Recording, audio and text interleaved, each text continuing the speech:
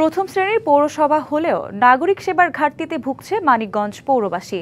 পৌরসভার প্রায় ৩০০ কিলোমিটার সড়কের অধিকাংশই বর্তমানে বেহাল। সামান্য বৃষ্টিতেই তৈরি হয় জলাবদ্ধতা, আর খানাখন্দে ভরা রাস্তায় প্রতিদিন দুর্ভোগে পড়ছেন সাধারণ মানুষ। তবে শীঘ্রই সড়ক সংস্কারের কাজ শুরুর কথা জানায় পৌর কর্তৃপক্ষ।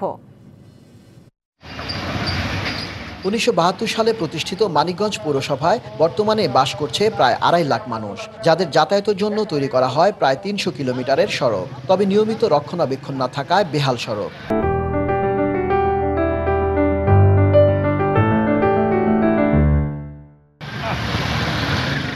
মানিকগঞ্জ পৌরসভার পোররা, পশ্চিম দাসরা, বেউথা, জয়রা ও শেওতা এলাকার সড়কগুলোর অবস্থা অত্যন্ত নাজুক। অধিকাংশ সড়কে ড্রেনেজ ব্যবস্থা না থাকায় সামান্য বৃষ্টিতেই সৃষ্টি হয় জলাবদ্ধতা।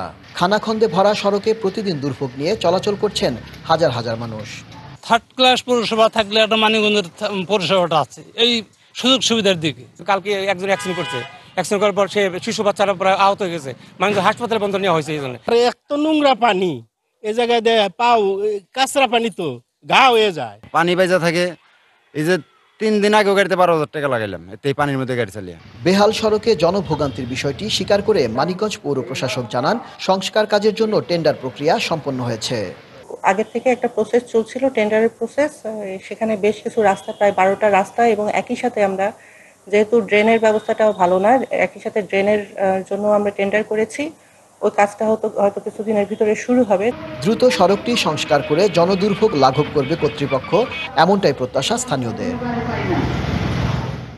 Ashraful Alam Liton, DBC news, Manikganj.